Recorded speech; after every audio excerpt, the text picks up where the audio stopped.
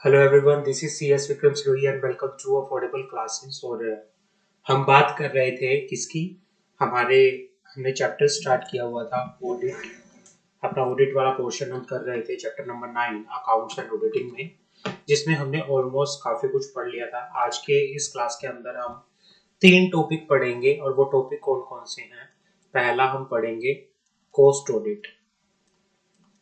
Cost audit क्या होता है। दूसरा टॉपिक हम पढ़ेंगे सेक्रेटेरियल ऑडिट। Secretarial audit. और तीसरा टॉपिक हम पढ़ेंगे इंटरनल ऑडिट।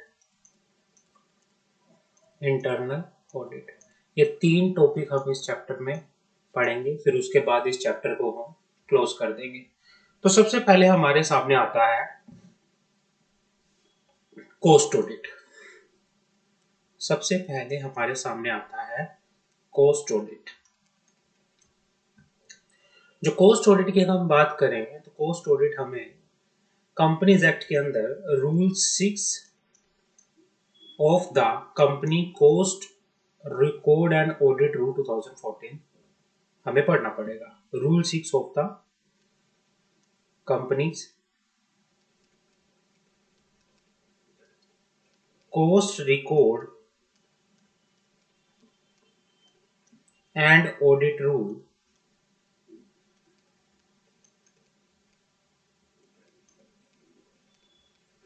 2014 हमें पढ़ना पड़ेगा। समझा था। तो अब बात करते हैं कॉस्ट ऑडिट की। किसके ऊपर ये जो कॉस्ट ऑडिट के प्रोविजंस है वो एप्लीकेबल हो क्या पर चलती है, उसकी बात करते हैं। तो यहाँ पे बात करते हैं a company engage in the production, processing, manufacturing, mining activity is also required to maintain particular in relation to utilization of material, labor, other item of cost has the central government may prescribe for the such class of company। कौन कौन सी company? वो company जो किसमें? Production, दूसरा processing में, तीसरा manufacturing में या चौथा और माइनिंग एक्टिविटी में। अगर कोई भी कंपनी इन एक्टिविटीज के अंदर है उसको क्या करना है? Is required to maintain the particular of utilisation of material material material के पर्टिकुलर, लेबर की यूटिलाइजेशन के particular and other cost of other item of cost has may be prescribed by the central government. तो इन company को ये record बनाने पड़ेंगे और इन रिकॉर्ड को बोला जाता है cost record. In case of central government is opinion that it is necessary to do so, it may by order direct that the audit of cost record of the class of company which are covered under subsection 1 of section 148 of the Act and whichever net worth of such amount has been prescribed or turnover of such amount has been prescribed shall be conducted in a manner specified in the order। ये कहना चाह रहा है कि section 148 subsection 1 के अंदर वो company जिनकी क्या है, जिनकी नेटवर्थ टर्नओवर एक अमाउंट जो प्रिस्क्राइब किया गया है वो है, तो उनके लिए क्या करना पड़ेगा? उनको अपने कॉस्ट रिपोर्ट की ऑडिट करवानी पड़ेगी। अब बात आती है अपॉइंटमेंट ऑफ कॉस्ट ऑडिटर। अब हमारे सामने बात आती है appointment of cost auditor. The category of company specified in rule 3 and the threshold limit laid down in Rule 4 shall within 180 days of the commencement of every financial year shall appoint a cost auditor। ये कहना चाह रहा है कि जो भी company, जिन भी company के ऊपर every company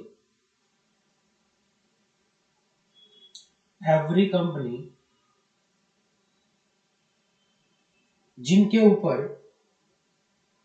on whom the provision of cost auditor, the provisions of cost audit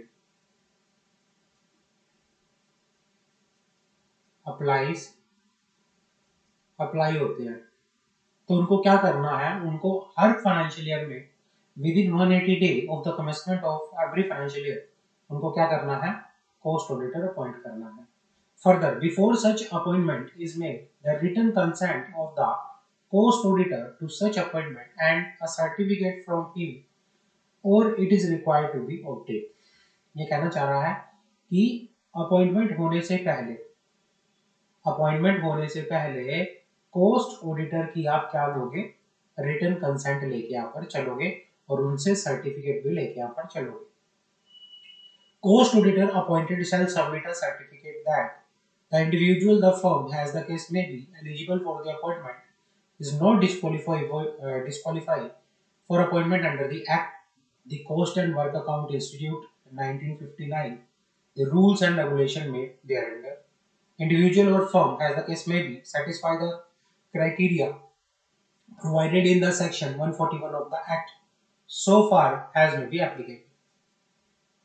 The proposed appointment is within the limit laid down by or under the authority of the Act. The list of proceeding against the cost auditor, audit firm, or any partner of the audit firm pending with respect to professional matter of conduct as disclosed in the certificate is true and correct। तो ये सारे का सारा certificate cost auditor देके यहाँ पर चलेगा। Every company referred to in sub-rule 1 shall inform the cost auditor concerned of his appointment and or its appointment as such and file a notice of appointment with the central government within a period of 30 days of the board meeting in which the appointment is made or within a period of 180 days of the commencement of the financial year, whichever is earlier। तो मतलब जो भी cost auditor की appointment होगी तो company उसकी appointment का notice किसको देगी, सेंट्रल गवर्नमेंट को। और सेंट्रल गवर्नमेंट को कितने दिन के अंदर, या तो बोर्ड मीटिंग में, जिस बोर्ड मीटिंग में उस कॉस्ट ऑडिटर की अपॉइंटमेंट हुई है उसके 30 दिन के अंदर अंदर, या फिर 180 डेज के अंदर अंदर from the commencement of the financial year. तो जो विच एवर इज अर्लियर, दोनों में से जो सा अर्लियर होगा तो उसमें फिर क्या होगा, इसको दिया जाएगा थ्रू इलेक्ट्रॉनिक मोड। और ये फॉर्म जो है कौन से फॉर्म, ये कौन से उसमें दिया जाएगा, CRA 2 में फाइल किया जाएगा। जो ये अपॉइंटमेंट के नोटिस का फॉर्म है ये कौन से उसमें दिया जाएगा, CRA 2 के अंदर इसको फाइल किया जाएगा। क्लियर है, आगे बात करते हैं।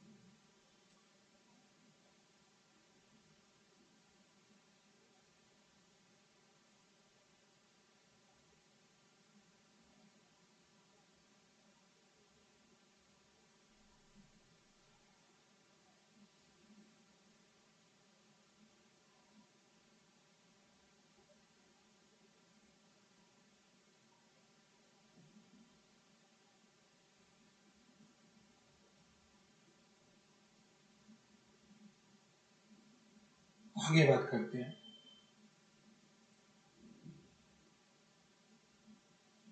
Every cost auditor appointed as such shall continue in a such capacity till the expiry of 180 days from the closure of the financial year or till he submit the cost audit report for the financial year for which he has appointed। ये कहना चाह रहा है कि जो cost auditor है वो कब तक क्या रहेगा, एज अ कोस्ट ऑडिटर काम करेगा। एक तो 180 days from the closure of financial year, या तो वो, या फिर जब वो अपनी कोस्ट ऑडिट रिपोर्ट फाइल कर देगा तब तक। तो तब तक वो क्या रहेगा, as a cost auditor appointed रहेगा। Every cost auditor who conduct audit of the cost report of the company, किसी कोस्ट ऑडिटर ने, है ना, किसी कंपनी के कोस्ट रिपोर्ट की ऑडिट की है, तो क्या करेगा cost auditor, shall submit the cost audit report along with his और it is represent reservation, qualification, observation, suggestion if any in form CRA 3। तो पोस्ट ऑडिट रिपोर्ट किसके अंदर होती है, सीआरए 3 के अंदर। आगे बात करते हैं। The cost auditor shall forward his duly signed report to the board of directors of the company within a period of 180 days from the closure of financial year to which report relates. And the board of directors shall consider and examine such report particularly and reservation and qualification contained therein. Every company covered under these rules shall, within a period of 30 days from the date of receipt of copy of cost audit report, furnish the central government with such report along with the full information explanation on every reservation qualification contained therein in form CRA4 in extensible business reporting language format in manner as specified in the company filing of document or form in the extensible business reporting language rule 2015। तो भाई जिनको एक्सडीआरएल में file करना mandatory है तो अपनी post audit report वो CRA 4 के अंदर फाइल करेंगे। और सीआरए 4 कौन सा होता है, कोस्ट ऑडिट रिपोर्ट एक्सडीआरएल फॉर्म के अंदर। The company which has got extension of time for holding AGM under section 96 of the Companies Act 2013 may file form CRA form within resultant extended period of filing financial under the financial statement under section 137 of the companies act. तो आपको ये चीजें ध्यान रखनी है। Removal of cost auditor casual vacancy, the cost auditor appointed under the company cost record and audit rule 2014 may be removed from his office before the expiry of his term through a board resolution after giving a reasonable opportunity of being heard to the cost auditor and recording the reason of such removal in the writing। भाई अगर किसी भी cost auditor को हटाना है तो उसके लिए बोर्ड रेजोल्यूशन पास किया जाएगा, उसको एक अपॉर्चुनिटी ऑफ बीइंग हर्ड दी जाएगी राइटिंग में। Further form CRA2 is required to fill with the central government for intimating the appointment of another post auditor and the relevant board resolution to effect shall be enclosed. However, it shall not prejudice the right of the post auditor to resign from the such office of the company. As in any casual vacancy in the office of post auditor, whether due to resignation, death, removal, shall be filled by the board of directors within 30 days of the occurrence of the vacancy, and the company shall inform the central government in CRA2 within 30 days of such appointment। तो ये होगा कि भाई अगर कोई भी casual vacancy होती है या किसी भी ऑडिटर को, कोस्ट ऑडिटर को रिमूव किया जा रहा है, तो उसके बाद दूसरे कोस्ट ऑडिटर को 30 डेज के अंदर अंदर by filing the form CRA2 to the central government appoint किया जाएगा। आगे बात करते हैं। आगे हम बात करते हैं क्या कह रहा है ये।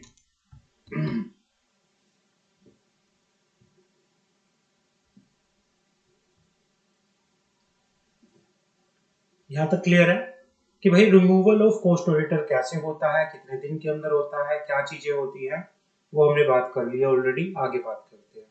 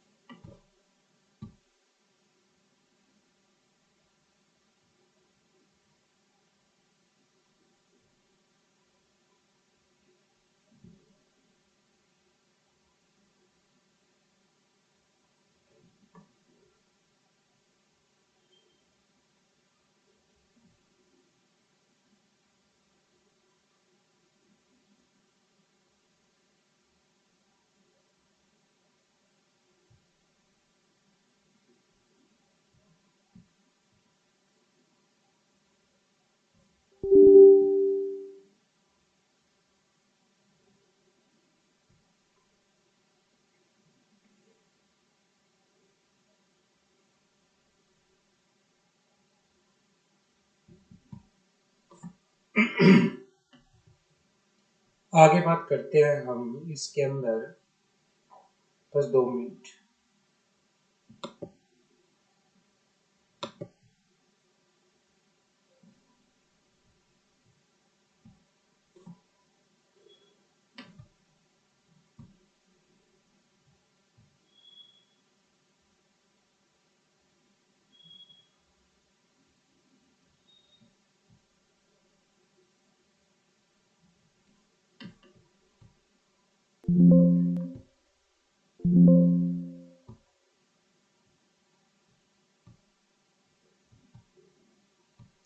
यहाँ तक हमारा हो चुका है, आगे हम बात करते हैं इसके बारे में। ये हमने पढ़ लिया है, ये भी हमारा हो गया है।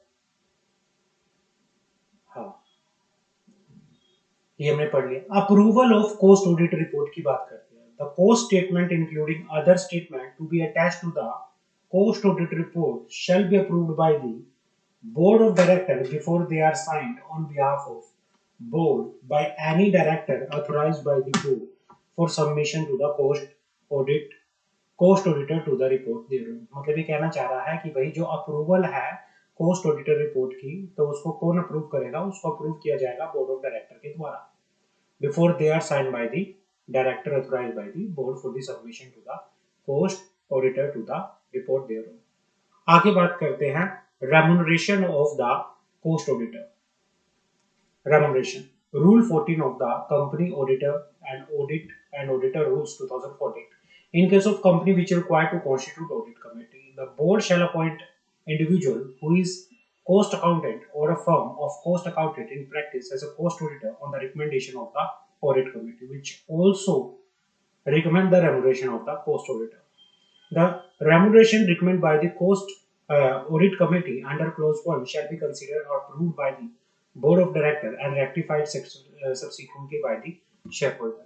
तो अगर कंपनी को ऑडिट कमेटी अपॉइंट करना मैंडेटरी है, तो उस केस में इस तरह से अपॉइंटमेंट की जाएगी कि पहले रिकमेंडेशन कौन देगा? अपॉइंटमेंट से रिलेटेड और remuneration of cost auditor, cost accountant या form of cost accountant in practice से रिलेटेड, उनकी अपॉइंटमेंट से रिलेटेड रिकमेंडेशन ऑडिट कमेटी देगी। फिर उसको बाद में अप्रूव किया जाएगा बोर्ड ऑफ डायरेक्टर के द्वारा और बाद में उसको रेक्टिफाई किया जाएगा शेयर होल्डर्स के द्वारा। आगे बात करते हैं।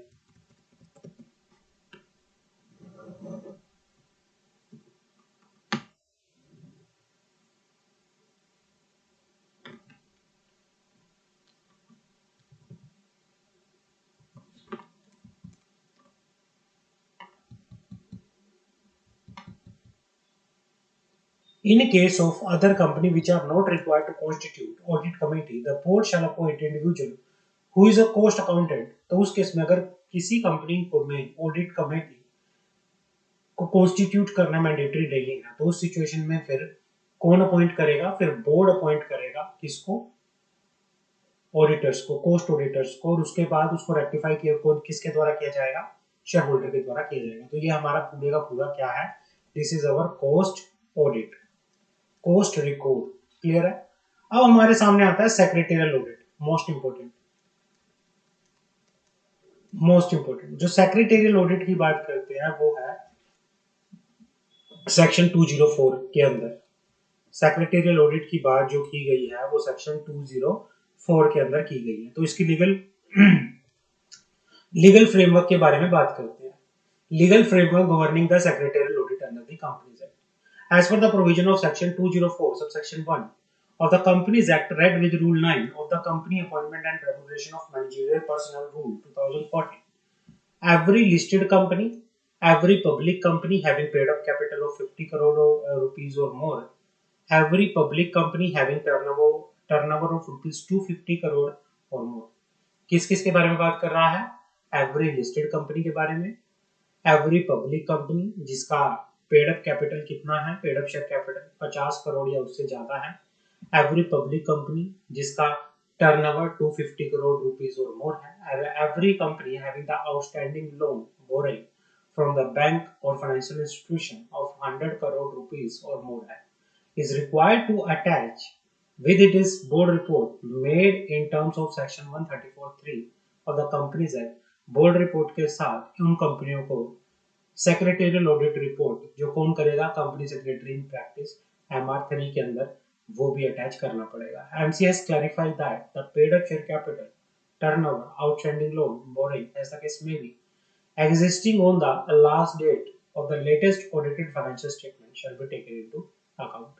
उसके बाद क्या है, applicability of the secretarial audit to private company which is a subsidiary of public company.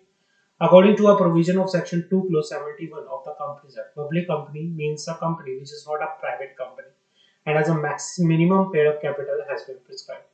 However, the provision to the aforesaid definition provides that a company which is a subsidiary of public company, not being a private company, shall be deemed to be a public company for the purpose of Companies Act 2013, even where such subsidiary company continued to be a private company. अगर public company की कोई company subsidiary है तो वो भी क्या होगा, उसको भी हम पब्लिक कंपनी मानी जाएगी और उसके ऊपर भी सेक्रेटेरियल ऑडिट के प्रोविजंस एप्लीकेबल होकर यहाँ पर चलेंगे। आगे बात करते हैं।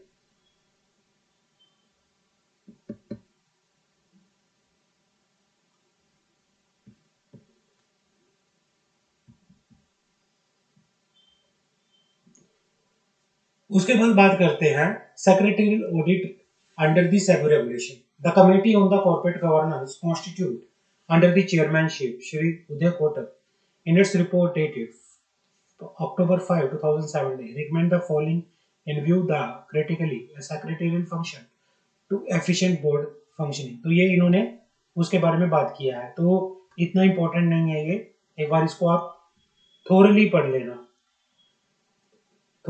लेना, बाकी इतना ये इम्पोर्टेंट नहीं है, आप इसको थोरली पढ़ लेना। हमने एप्लीकेबिलिटी की बात कर ली और जो सेक्रेटेरियल ऑडिट रिपोर्ट है वो MR3 के अंदर